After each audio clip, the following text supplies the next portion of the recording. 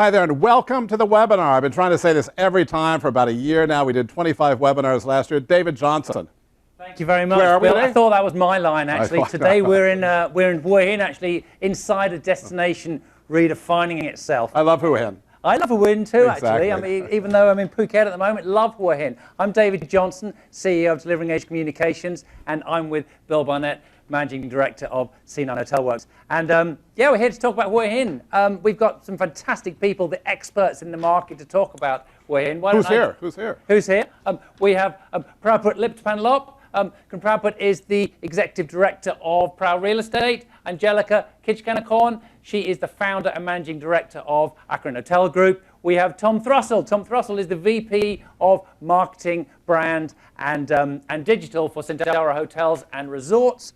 We have TJ. TJ is the Group CEO of Banyan Hua Hin. We've got Brendan Campbell from Fazwaz. There's myself, there's Bill, and then there is Sumi Surian, who you'll be meeting a little bit later, who's the Business Development Director of DAC. Right, Bill? So everybody's here, exactly. Yeah, everyone's here. Well, I guess we're going to take a trip. We're going to be sitting at the airport today, and I think one thing we're going to be talking about Hua Hin is what's happening today and get a view from the ground, but there's nothing more important than an airport to a resort location. You can't stay there if you can't get there. And certainly Hua Hin's, there's exciting developments with the expansion of the airport, and longer term, that's going to change the destination itself.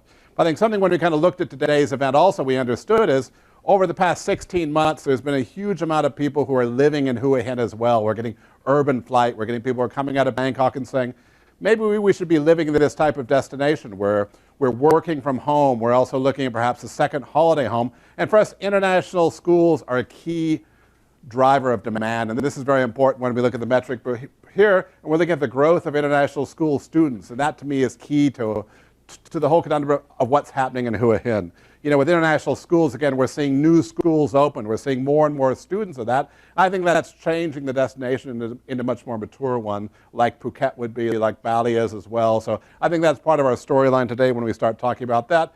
And also about affordability. I think that's important as well because people are saying, well, you know, if I move to Hua Hin, is it any different than living in Bangkok or Phuket as well? And certainly there is a cost factor involved, which is pretty attractive when you look at actually the average median tuition fees in Hua Hin. You know, looking at Hua Hin, looking at Phuket here, and looking at Bangkok as well. So these were kind of some of the thoughts we had at the very beginning. So we're saying what to talk about with Hua Hin. I know, David, then we're going to start actually the webinar now and start talking to our guests. That's right. And first up, we have Proudputh Liptapanlop. And you're actually going to be talking about to Proudputh, right? Exactly. Okay, right. I'm back off again. Get off the webinar. Hi, Proud. How are you? Hi, Bill. How are you? Hi, Bill. How are you? All right, nice to see you again. I think we've got some questions here, and I think your guys' experience is so extensive in Hua Hin, certainly from the InterContinental Hotel, from the Holiday Inn, from the Vana Nava water park, from your other developments there, and now certainly with the InterCon residences. You guys have been a leading developer in Hua Hin, so you've got really your ears to the ground. You know, right now, what is it like for hotels and tourism establishments in Hua Hin? Well, look, I think, you know, it's been a very interesting year. Last year, I could say with confidence that Hua Hin was probably the best performing destination in Thailand, if not probably in the world. Last year, I think our hotels were still running, you know, 60%, 70% occupancy throughout the year. This year, right now, I think with the latest lockdown in Bangkok, things are a little bit different. Things are slowing down, but I think, you know, we're still doing better than, say, Phuket or other destinations in Thailand. Right. How have things really changed? You know, over the 16 months of the pandemic, how much has life changed in Hua Hin with you guys operating a business there? It's been a challenge for sure. You know, I think we've been facing the challenges of government restrictions on and off. Some of our operations, like the water park, has been on and off opening for the past year, essentially. And I think within the hotel as well, you know, certain part of the operations, restaurants, spas, also been ordered to shut for a certain period of time. So it's really been a period where we have to you know, be really creative in how we change the operations to cater to the guest needs. Guest profiles obviously are very different. It's all 100% domestic now, which is actually working quite well for Hua Hin, I would say. People are staying for longer, not just for the weekend. You know, we have guests who've been staying at least, you know, a whole month. in our presidential villa.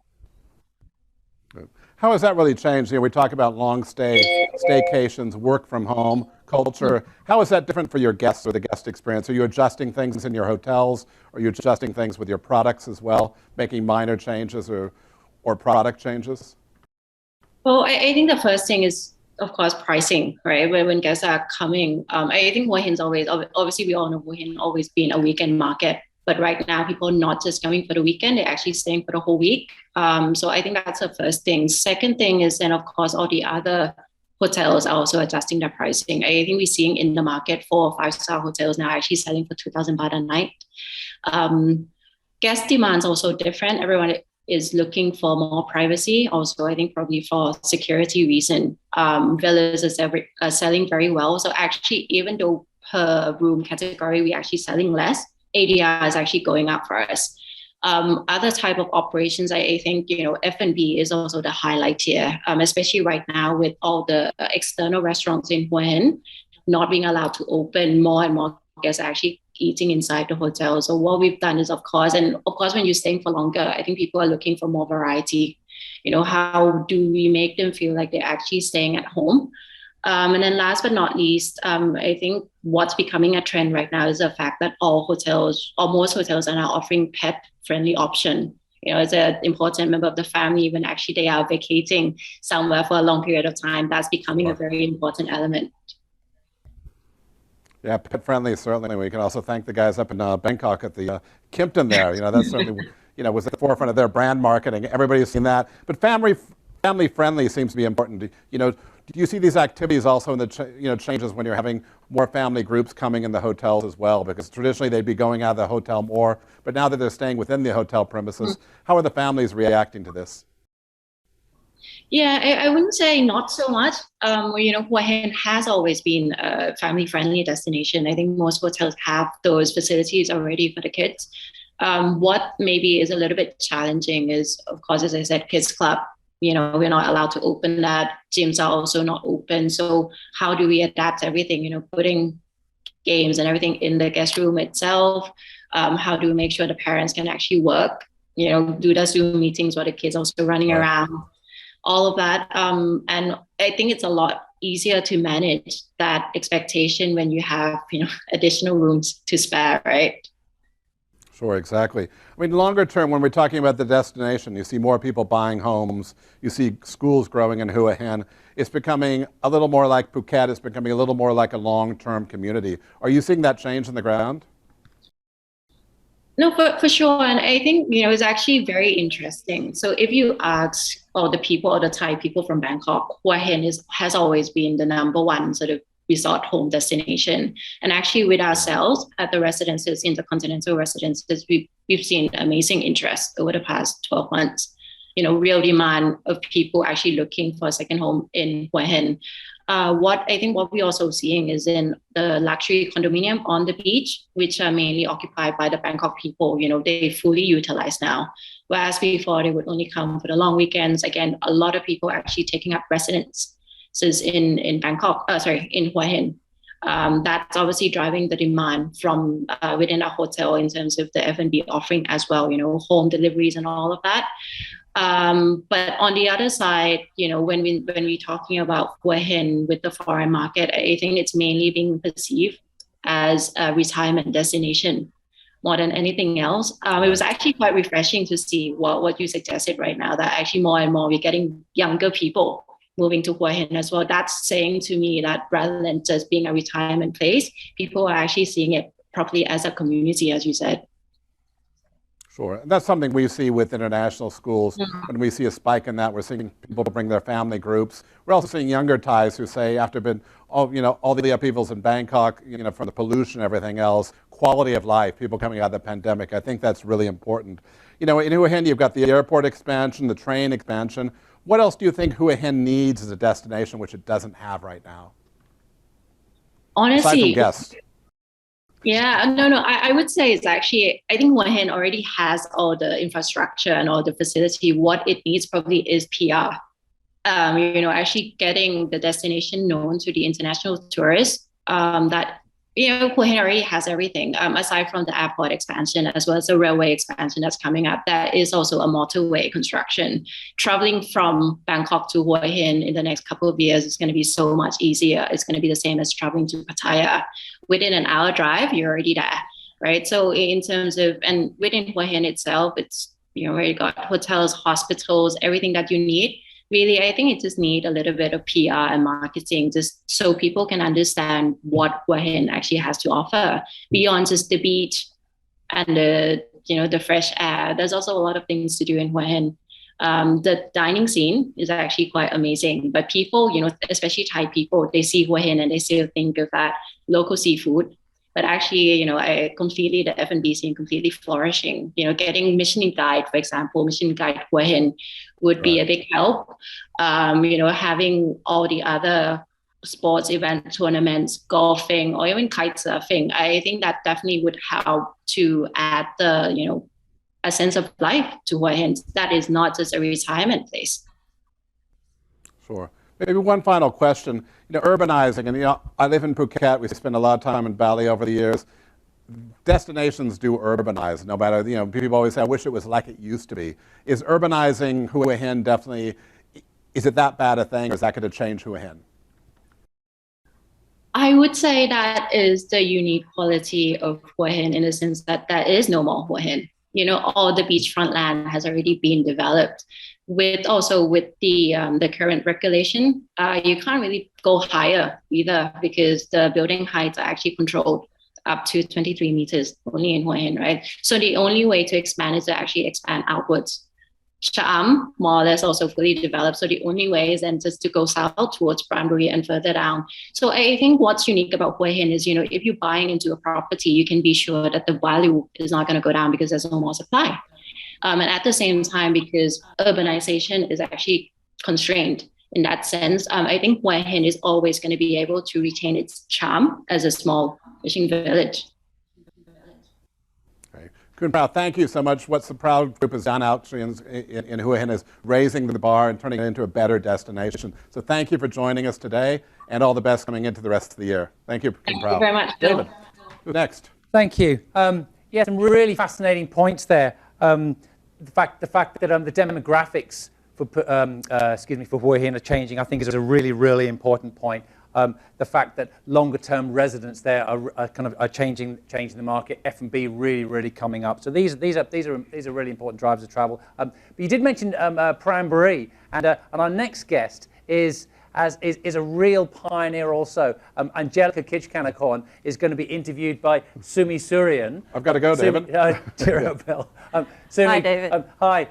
Sumi, and Sumi's going to introduce us to Anchalika Kijkanakorn, the MD of AKARYN Hotel Group. Thank you. Yes, we have a very special guest today. So Anchalika Kijkanakorn is the Managing Director of AKARYN Hotel Group. And she's also a pioneer of boutique hotels in Thailand and the creative force behind AHMS, the collection. So welcome, Anchalika. Good to see you again. Hi, Sumi. How are you? I'm very well, and I hope you're well too. So I've got a few questions for you today. So very quickly, 1 minute. Are you able to give us an overview of AKARYN at Alinta Prambury? Okay, so Alinta Prambury is actually our first hotel that within the group. It was built from a small beachfront villa that our family owned many years ago. So, and since the beginning, it's so that's 20 years ago now. And AKARYN Hotel Group has grown into a collection of hotels in Chiang Mai, Bangkok, and Phuket. Yeah. Excellent. So how has that changed? How has that worked for you in the past few months? And also, what are the strong markets that you're seeing at the moment with the current market situation? Well, since the pandemic, it's the whole market for Alinta has changed upside down, really. In the past, we've got a number of returning guests who were mainly foreigners. A lot of them have been to Alinta Prambury for a number of years, for a number of times. Our guests have been returning 15 times, 20 times, and stay a long time from overseas. So the pandemic has changed the whole character, or not character, but our market segments upside down, which is really, really interesting. And it's really, really refreshing to see that, you know, people are actually, Thai people, domestic people appreciate what we do out here, which is a really small, tiny little thing, hideaway just outside of Hua Hin. And I think it's probably because people are looking to kind of keep to themselves and want privacy and just not with a lot of other people. The concept of boutique luxury is something that people are looking for. So to mirror what Proud has been saying, we've had an amazing year. Last year was great. This year is a little bit more challenging. Up to April, we were doing really, really well. And then, you know, with the current lockdown, it's been challenging, but it's picking up again. And it's really, and the F&B has been strong. It's been really strong because we've been able to quickly adapt the flavor and the offering. And actually, to be honest with you, domestic market is a lot more demanding in terms of F&B than normal tourists. Yeah, I completely can understand that. We see that a lot too with the changing, because of the market situation, you know, with international restrictions on international travels. So a lot of the domestic market travelers are now exploring their home ground and neighboring cities. So yeah, so we are definitely benefiting from that, and we're seeing the change in patterns than what it traditionally was before COVID. So that was also my next question about, you know, how innovative are you in terms of, you know, are you changing your product offering, which you briefly mentioned as well. So do you see any other further adaptation that you have to do for services or products in your hotels?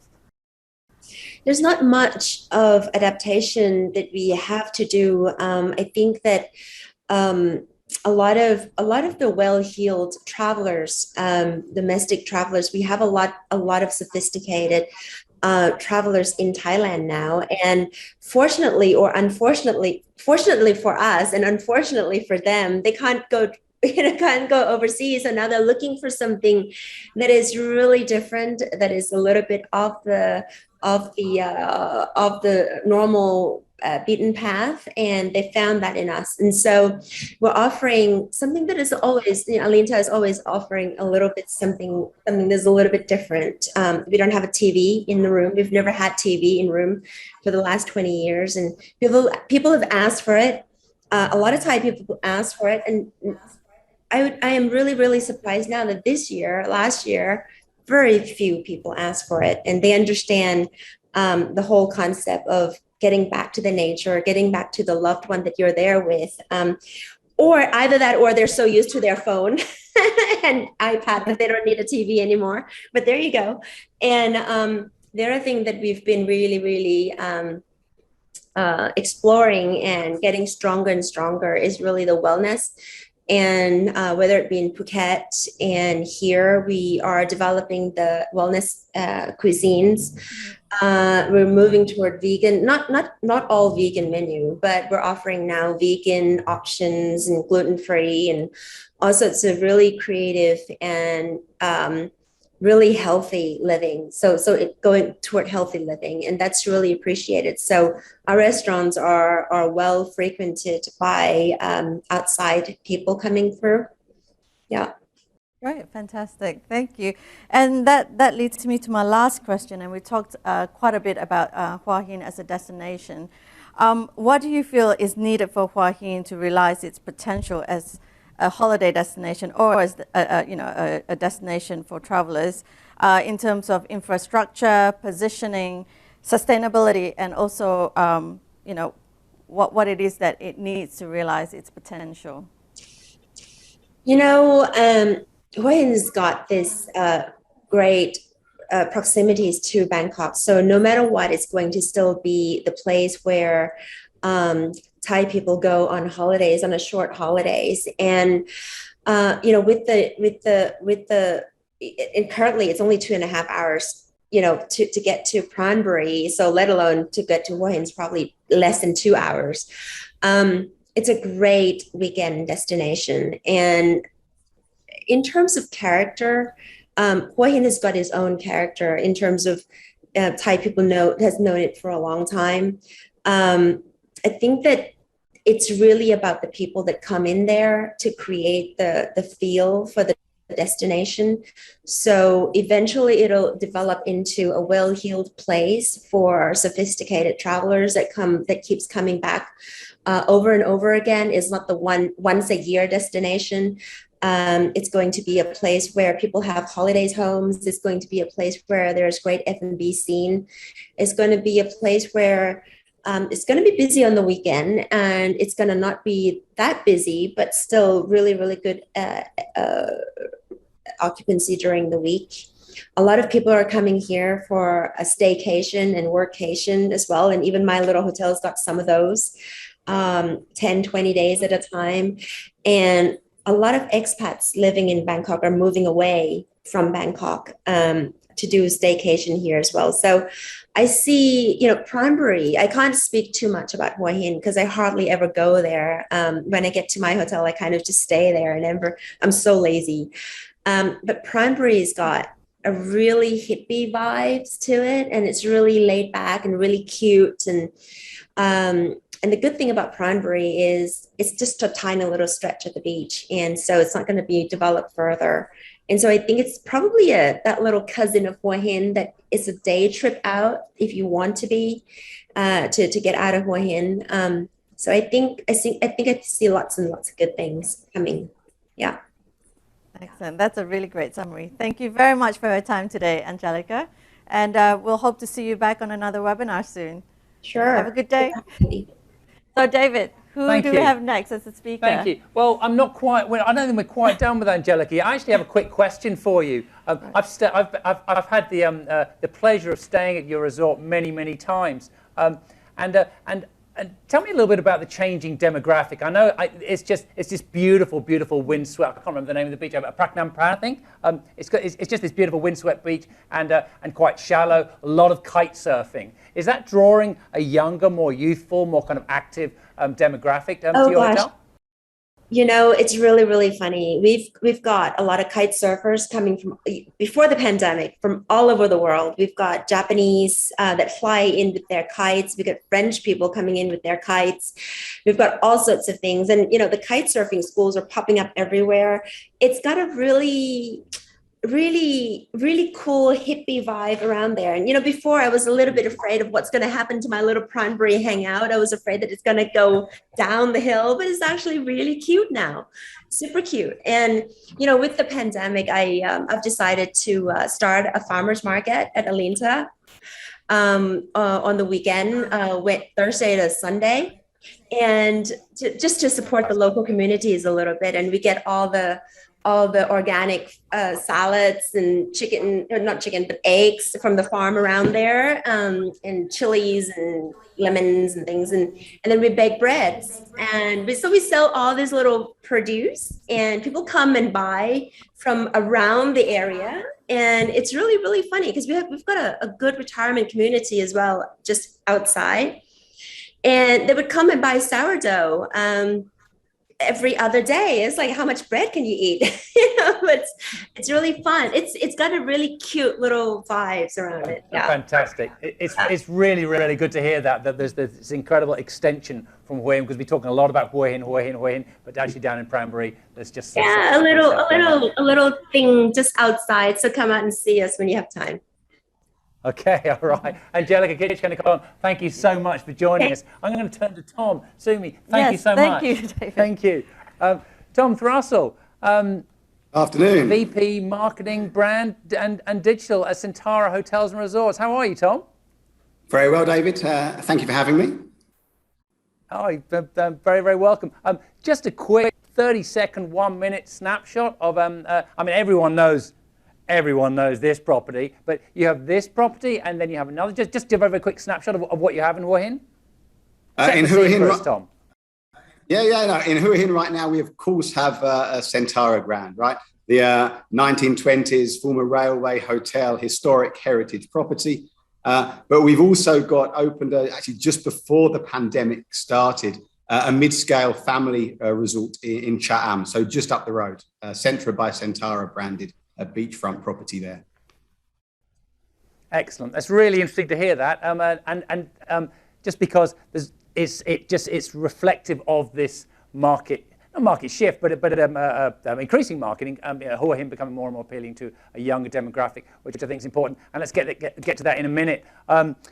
Family market. Centara is a brand that's really been focused on the family market for a long time. We touched on it a little bit earlier. How's that segment doing for you in particular? Oh, you're right, David. From a brand perspective, I think we're pretty much synonymous with families, family experiences, right? From our ownership and our owning family of the company through to the products and services we offer, and everyone thinks of Mirage, Empatia, our water park resorts, etc. And that's all very true. Now, if I can just go up the road a little bit to Chatham. That, as I said, that property opened at a challenging time just before the pandemic. I think we thought it would be very difficult indeed. It's very family centric, got water slides and many family activities. And actually, it's been a complete revelation and a big hit. And as a mid-scale offering on the beach at a great price point, it's really done fantastically well with the Thai audience seeking those affordable stays. So we've been running less so in the last few weeks, of course, but over the last year, hitting occupancies in the 80s and 90s over weekends, of course, which has been fantastic. That's awesome. When you come to Hua Hin itself and Centara Grand here, the picture's a little bit different. As a heritage resort positioned in the premium end of the market, the audience has tended to be a little, while still popular with families, the main audience has tended to be a little bit older, couples, empty nesters, and a big loyal following, but primarily international, so European, Australian. And actually, we've probably had to, I would say, pivot a little bit over the last 18 months or so to make sure we can capture the demand from the audience that's traveling now, the domestic market, and of course, the domestic families. No, it's really interesting point because it's quite a traditional property. I mean, it's the legendary property, obviously, attracting that particular demographic. But now you're saying you've had to adapt the product a little bit so it can appeal more to kids and more to families. What have you done? Yeah, a little bit of the product, but a little bit on messaging as well. So, the first thing was really to tap in and understand and tap in to the customer sentiment at the moment in the current conditions. What do they want? Safety, privacy, a sense of space. So we've really been able to hone in on our villa products there. Of course, the villas there can really hold entire families with their own private pool, and they've got that space and privacy that they want. We've really focused on the grounds. We're very lucky. We're probably one of the resorts with the most expansive grounds in Hua Hin, the sort of rich gardens, and we've become almost an Instagram hotspot for the younger generations of Thais with the various topiary bushes you might be familiar with, the elephants, the peacocks, the butterflies, and more. Right, so that's been a big help. And then just on a product perspective, very simple thing. One of our pools we have designated as very much a child-friendly pool. Added water slides, inflatables, more toys, etc. Sounds very simple, but has certainly worked very well and driven a lot of repeat business as well. And like Proud said earlier, we've also introduced the pet-friendly concept, which just opens the door to another group of travellers, if you like. Yeah, and that's going to help long stay. That's one thing I was going to get to. There's been a lot of talk of work from home. Well, it's been an enormous amount of talk. Work from hotel. Are people actually coming and staying a month or 2 months in a hotel to be and enjoying those facilities and actually working there? And how are you managing that? People bring their kids. Maybe some kids are the international schools are back at school, for example. Is the online learning continuing? Is mum and dad carrying on and working from there? How's that side of things going? Yeah, very good question. I'm a big believer or advocate for the work from hotel, if you like. I think if you're not in an office and you've got the freedom to be where you want, go where suits your lifestyle, right? We were quite an early adopter of that work from hotel campaign concept. If I'm honest, it's probably a little bit narrow as a name. it's not really work from hotel. Yes, it's work from hotel. It's also homeschool from hotel. It's essentially live in hotel, live in a serviced, safe environment, essentially. So Hua Hin, of all our resorts and destinations, has had by far the most success with this initiative. I think that's probably because obviously much of the audience comes from Bangkok. As a drive destination, Hua Hin has had less restrictions until now than the likes of Pattaya. We've of course got the villas, which really help because work from hotel sounds lovely.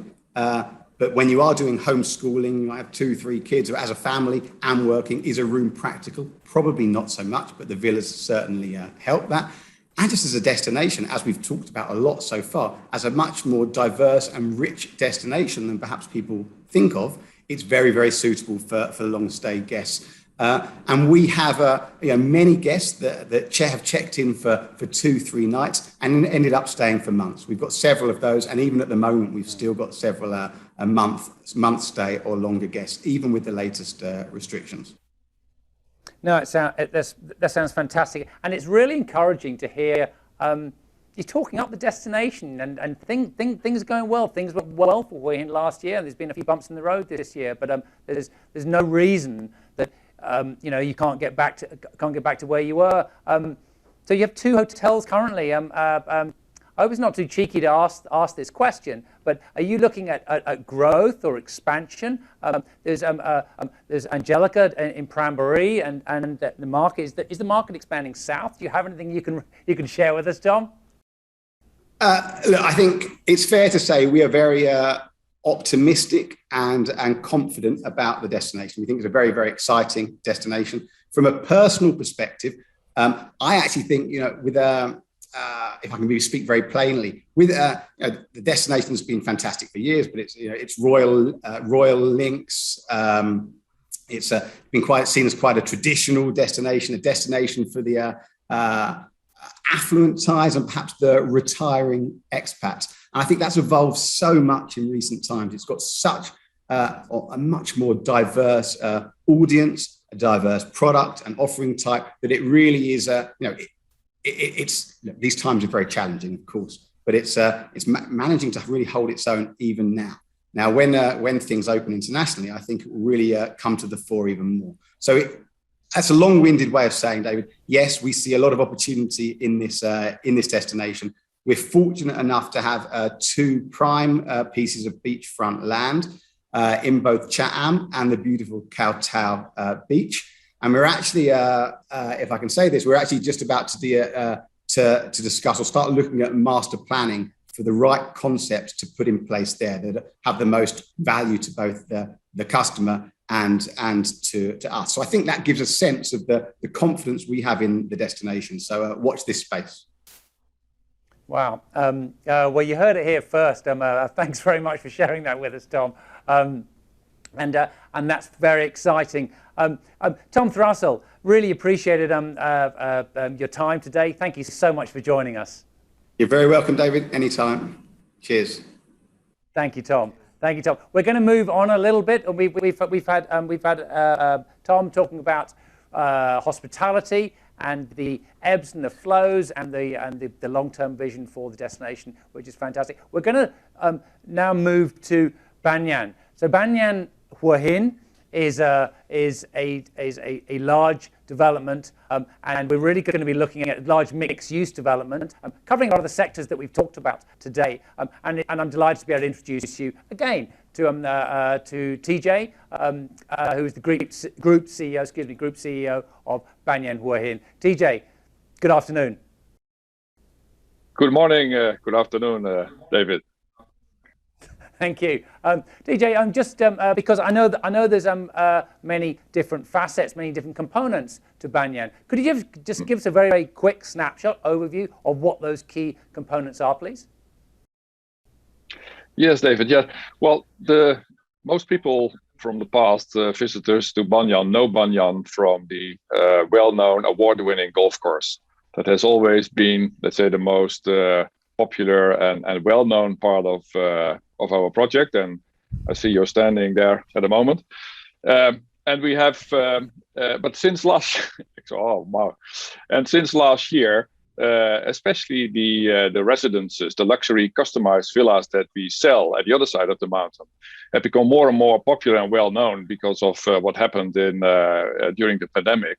And the same applies for the rental villas. We have a resort village that was operated until early last year as a hotel resort with day guests, and we converted it into a long stay destination, more like a residence. And since the pandemic started, we have quite a high occupancy there, as you can imagine. And last but not least, since early last year, we opened, or a partner opened, Be Well Medical Center, international medical center for first-line medical care. Very popular and expanding rapidly at the moment. That's fantastic. So you have golf, so you have outdoor active lifestyle, you have luxury residences, you have a wellness component, and you have a long stay component. It sounds like you've got a lot of bases covered there. What I'd like to focus on is actually the real estate, the residences component. We've heard from some of our panelists, some of our guests so far, that it's been quite successful. There's been a lot of interest, a lot of inquiries over the last 6-12 months. Has that been the case for you too? Yeah, definitely. And especially because of the fact that we see, and we all know, we read it, we discuss it. There's a change in priorities from Bangkokian mainly.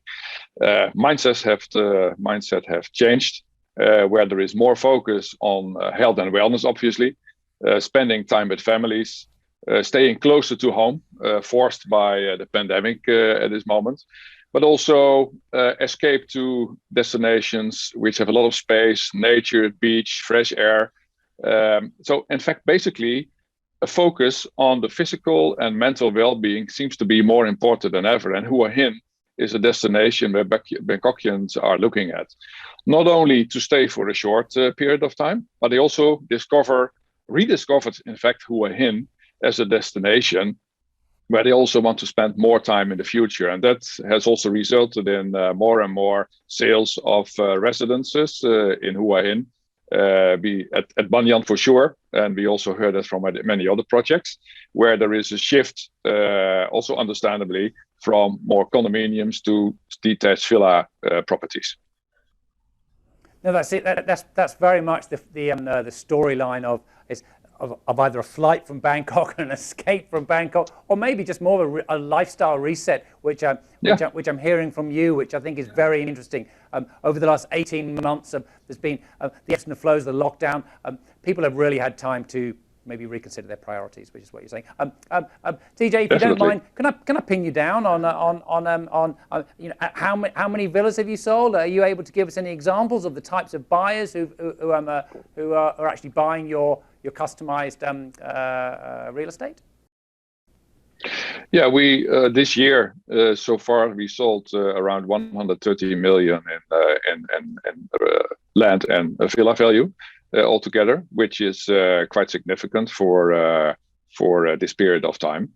And there's a mix of some very luxury customized villas, some just bought the land, and there's a couple who just bought the land for last month, now finalizing the design, and the construction will start later this year.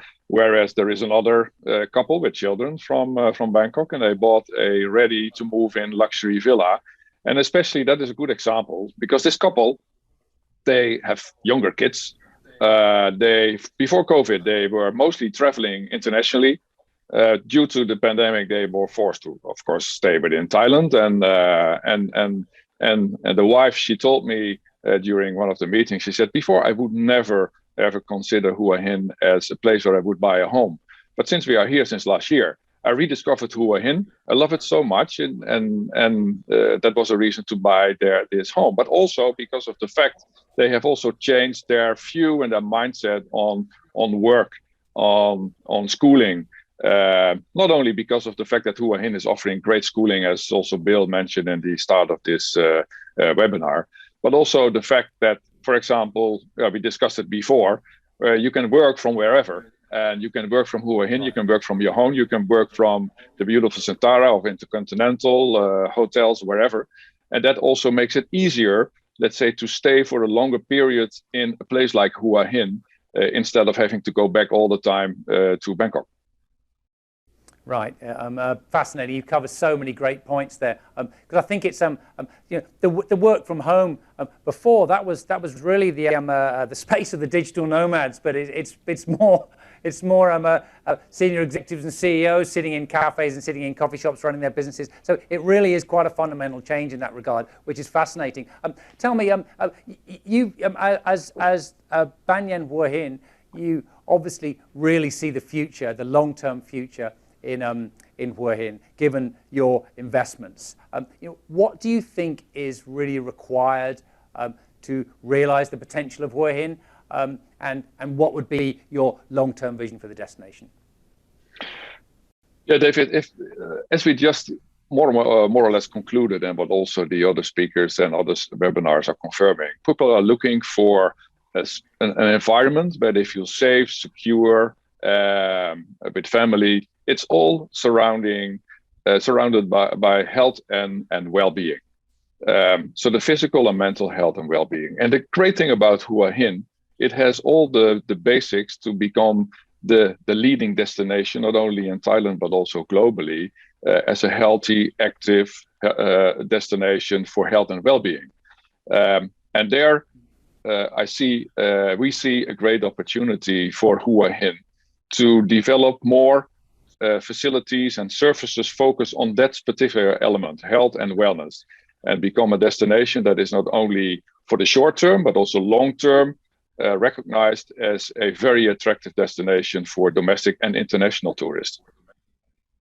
Thank you. That's absolutely fantastic. Really, really interesting thoughts, and much appreciated. TJ from Banyan Hua Hin, thanks very much for your time today. You're welcome. Thank you. We've had a host of thank you very much. We've had a host of opinions, and now we're going to get to the data. And I'm delighted to introduce you to the CEO of Fazwaz, Brennan Campbell. Brennan, could you join us, please? Certainly. Thank you.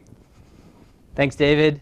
Great to be here. As David mentioned, it's time for some data. It's time for some insight. So data that's available to you right now through our Insights app that's been launched, that is aimed to empower everybody in the market with the information that you're about to see in this presentation. So we've spoke about a lot of different trends, and there's a snapshot in terms of what everybody has spoken about so far in this presentation, and that the data does support just this. So if we look at Hua Hin as a destination, we see that it has grown in comparison to years in the past to where we are today by 5%. We see also with the domestic market that is driving that growth with the power, the buying power to make transactions at the moment, and that their motivation is very much changing, as we know, to a holiday home. So some of the data that I'm going to look at today is diving into supply and interest metrics to get a better understanding about what's happening in the condominium market and what's happening in the landed property market, and some key trends that we're seeing specific to Hua Hin. Looking at condominiums, we can see that about 90% of the new supply of inventory in terms of bedroom configurations is 1 and 2 bedrooms. So that's a huge percentage of new inventory that has been added to the market year to date 2021.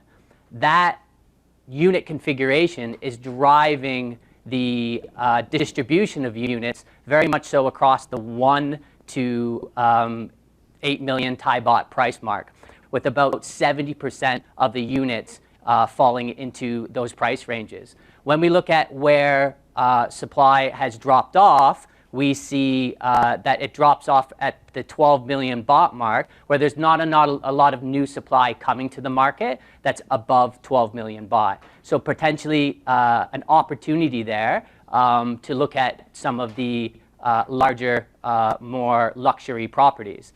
When we look at interest and compared to where supply is, interest is an interesting demographic on Fazwa's insights in that it's based on what people are searching for. So it's not impacted by the demand in terms of inventory that's on the market. So if there's a gap, we can see that. And we see that the mass market interest in affordable condos, it matches the supply that's come to the market. We can see that most interest falls between the 3 to 5 million baht range. So that makes perfect sense. The anomaly here is when we look at larger properties, that the demand, of course, in terms of price point starts to increase. But what's interesting is the 53% interest of people looking in the 20 million baht and above.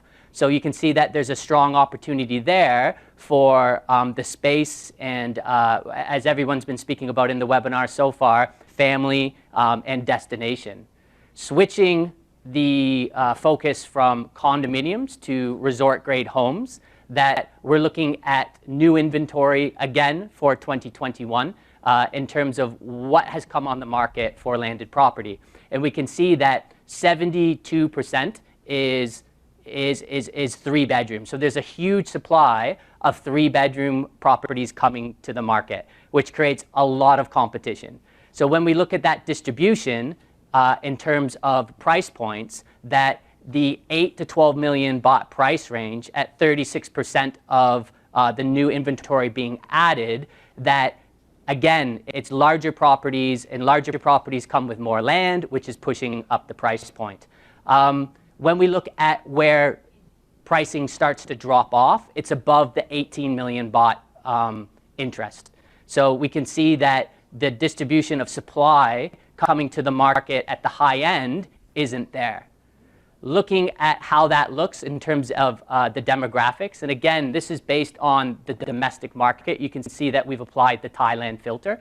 And looking at that, we see that there is healthy interest for 3 bedrooms priced from 5 to 12 million baht. But that interest begins to soften above the 18 million baht. So the domestic market is potentially more interested in looking at condominiums and high-end condominiums versus landed property. When we look at the top 5 trends that we're seeing for Hua Hin during this year, as we know, the domestic market is driving interest in Hua Hin, primarily in search of holiday homes, escaping Bangkok. Number 2, there's an opportunity for larger 3-bedroom luxury condominiums priced above 20 million baht with limited new supply that's available in this segment.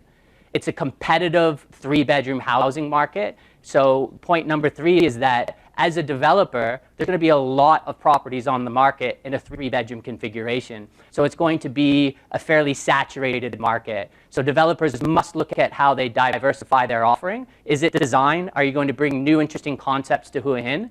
Is it the facilities? Are you looking at wellness? Are you looking at golf? Are you looking at different access and different facilities to draw buyers and consumers to your project?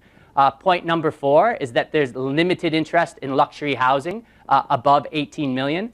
As TJ just mentioned in his webinar, that there's definitely a market there, so there are transactions happening there. Will that change once the international market comes back? Will that buying power shift to larger properties and larger budgets? And last but not least, with everything that we've seen today in today's webinar, with the growing interest in terms of a destination in Hua Hin, with the facilities, with the infrastructure, developers are seeing this, and they're seeing it as an opportunity to enter into the Hua Hin market and driving new concepts and new change as the next destination, similar to Phuket, with the affordability of international schools and it becoming very much a more livable, sustainable destination that we're very excited to see what the future holds for Hua Hin. So that's the data, and again, that's available on the Fazwa's Insights app to you at any point. So we're going to hand it back to Bill. All right, thanks, Brendan. Wow, we have the clicker back. That's the best thing about being here is actually, I've actually gone to my shorts now. That's the best thing about going from the city to the beach. Going to a place like Hua Hin is living in shorts, okay? That's a real pleasure. Today, as we kind of wrap up and kind of summarize with Hua Hin, what we know is everything is not going to be exactly as it today. When we want to see what's going to be the future of Hua Hin, and we always say nobody knows what's going to be the new norm and any of this other crap people talk about, where do we need to be back in the future? We need to go back to 2019 and kind of figure out where things are. When I talk about Hua Hin, I'm not just talking about in the middle of a pandemic.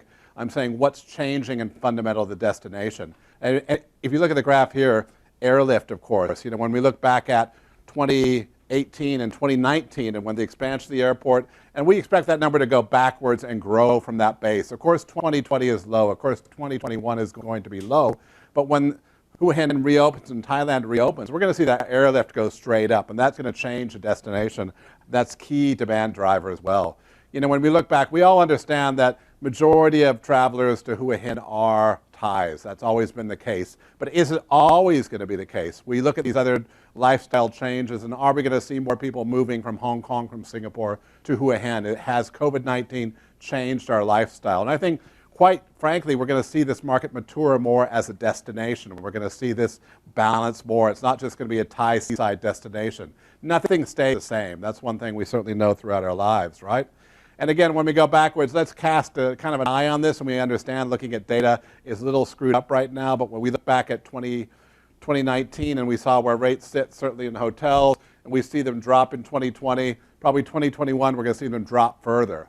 I mean, occupancy demand in terms of Hua Hin last year was about 39% market-wide. I think we're going to see that number shrink this year, but in a broader perspective, it's one of the best markets in Thailand. So again, hats off to that. If you're a hotel owner, probably the best you can expect to is not be topping a lot of money into covering debt servicing. It's hard to break even at these low occupancies, but again, there are customers, and we are seeing people and staff, employees are able to have jobs as well, and these are important aspects of it, certainly. And when we look going forward to the market, this is another, as the key statistic is hotel supply growth, and we are seeing some things edge, and there's not a huge pipeline in Hua Hin and new hotels. Again, when we look at these hotels which are going to be opening this year, the standard, just a handful of hotels. So supply, demand fundamentally are okay. We're seeing some delays in hotel projects, but certainly this compared to what we see in Phuket with 12,000 new keys in the pipeline, or Bangkok with a lot more hotels in the pipeline, it's a fairly stable outlook for tourism going forward. People say what tourism there is. Again, we have the same thing. Tourists are people who stay in hotels. When you have Bangkokians coming right now, those are tourists. So we do have tourists in Thailand. It's not a fair judgment to say there isn't tourism going on. I think coming forward, again, if you want to see our report, this is C9 Hotelworks. We have a Hua Hin market update. Please download it. Really easy to do. I'll kind of jump over there for the QR code. And it's right here. More details again. And what we want to try to do is give you these broad market perspectives and say, what is a forward-looking view, but talking to our experts today. And I'm going to have David Johnson join me. And David, what's our next event going to be? Thank you, Bill. Hang on, I've just got to comment on that jump. That was. I don't think I've ever seen you move so fast. First, before we get on to I've got my this, shorts on. No, sorry. I'll be down at the beach soon.